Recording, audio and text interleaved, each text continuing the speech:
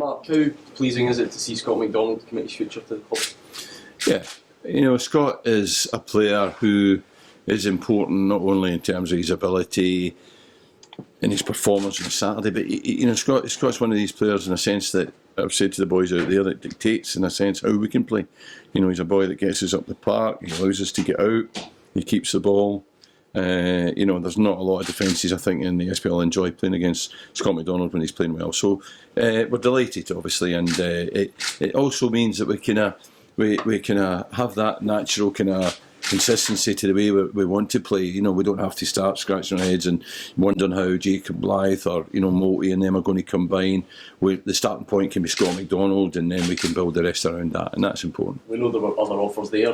Was there a time when you thought I might need to plan my team with Scott McDonald? Yeah, we had a contingency. We had approached someone, and we can now let that rest. But we had what we think is a really good contingency. But Scott coming back means we no longer need that, and we're delighted with that. Generally, how do you assess your business so far? How many more bodies are you looking at? So far, I'm delighted with the business we've done, really am, both in terms of the ones who have re-signed, and in fact, losing Pearson was a bit of a surprise, but we've managed to re-sign the others that we wanted to re-sign, and then in addition we've added Tate, Hennigan and Blythe, I think, who all look like being good signings for us. We've watched them, we've done our due diligence, and we think they can fit in at this level. So they are good players. They are ambitious. They're good athletes. They're big lads, and I think the SPL is becoming a place that you have to have a certain amount of physicality as well as ability and technical ability and spirit. You need to have a bit about you. There's a lot of teams emphasising set plays, and you need to be able to defend as well. So adding those three gives us a bit of stature, and we're pleased with that. But I'm not entirely finished. I think we need another couple now that Scott's playing. I don't think we need another striker. We have Scotty and Multy and Blythe now, and we have Craig Moore, and we have Dylan Mackin all competing for places in the squad as well. So we have plenty of competition there. So really, central midfield, we're a little bit light with losing Piero. Early last season we had Grimshaw, but Cads stepped in there, and Cads is just that little bit wider. So central midfield, Alan Campbell's competing in there now for places. We'll see how he does pre-season, but I think it's in central midfield and we're still a little bit light. The amount of players you've been able to keep on, Mark, just how vital is that continuity? You're not having to rip it all up and start again. It was a great finish to the end. Yeah, I think that's really important. I think, it's one of those ones, okay, we've had a summer, but I don't really see why. We had a decent amount of forms from October when I got here through to the end of the season. Our form was pretty good, and the level of our performance was pretty good. I think that we should be able to maintain that level of performance. I don't see why not. And in fact, with the ones that we're adding and the ones that we hope to add, why can't we maybe kick on a little bit? So, I think there's a little bit of progress to be made, but I'm optimistic that we can continue the sort of form we finished the season, second last game of the season. And just on Scott McDonald, there's not players out there like that to sign, is there? It's a gem to be able to hold on to. One of the ways I think we could look at it is to think, imagine he hadn't been here last year and he'd been playing for Hibs, and we had managed to sign Scott McDonald. We'd be purring this morning at the prospect of having Scott McDonald on the team. So I think that's true. I think that he's re-signed, he's committed, he's excited, and we're pleased that he's staying. Mark, when you go back to end of May and you had to make offers to the experienced players, different offers with budget constraints, did you fear then that you wouldn't be able to re-sign the four of them as you have now? Did you ever think that all four of them would re-sign? I think that I was optimistic that they would, because these boys are intelligent boys. They understand the world. They understand our arguments that we put to them. They enjoy playing here. They enjoy playing together.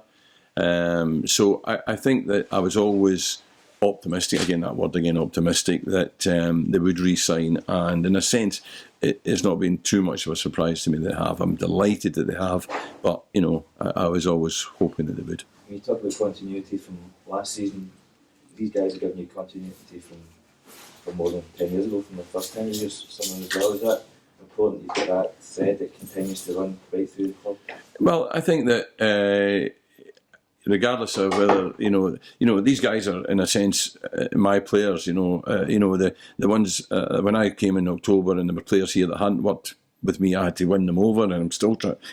I'm winning them over. But these guys know me and had played with me before, and I'd enjoyed working with them, and I think they enjoyed working with me. So that relationship was already established. I hadn't worked with McManus obviously, but the others I had. So that relationship. But in saying that, we run a business, and there's no real sentiment involved. You've got to be, particularly in the financial situation that we find ourselves in this summer, we had to be pretty ruthless, and in a sense, if any of them hadn't, I thought I hadn't been able to do the job, then they wouldn't have been made offers, but they've been made offers because, like Scott McDonald, we know they can do the job from, like what you've said, over a long time. But it's not what's happened over a long time that matters. It's what happens next year, and we're confident they can still do the job. So, we're delighted they're here, and we look forward to them continuing, as you rightly say. Just to go back to your future additions, are you close to any midfielders? Well, we know who we want, and we're awaiting replies. But this time of the year, people are looking at their players to see what they think of them, if they're going to be part of their plans, are they going to be able to make it into their squad before they make decisions. So we're waiting for people to make decisions on a couple. Depending on how that goes, then we'll have a contingency and we'll go to that. But at the moment we're waiting for answers on a couple, but we have to just be patient. It's probably going to take a week or two for them to come to final decisions about whether they're going to be staying at their club or whether they're going to be coming here. Mark, it's been a wee bit disappointing with young players making different decisions about their futures this summer. Ben Hall, and we've seen Robbie Leach go to Burnley in the last couple of days as well. I mean, is that personally disappointing for you? Yeah, hugely disappointing. And I think to a large degree misguided. I think there's a big future here for young players. Ben Hall benefited from that. When I arrived here in October, Ben Hall was nowhere near the first team. Wasn't even in thoughts of being in the first team. And with a sort of physical programme that I embarked him on, and worked with him with the sports science department and the medical department, we improved him physically to the point where we were encouraged that we could put him in the team. And then we worked very hard with him in the team with Steve McManus alongside him, and Hammy and experienced guys like that. To make sure he could stay in the team, and then in essence he's walked away. I've not spoke to him since the Celtic game. I've not heard from him. I've not heard from his agent. They've just gone. I happen to know he's gone because I read the paper in Brighton, because I live in Brighton, so I know where he is. But we've not heard from him, and that is very disappointing. Why do young players fall into this trap? I think they're influenced by agents in particular. I think that they're sold a story. Ben Hall will want to do well. Ben Hall in a couple of years will emerge somewhere, whether it's at Brighton, I don't know. He'll emerge somewhere as a player at some level. But our argument would be that he'd have been better served, and that it might have been better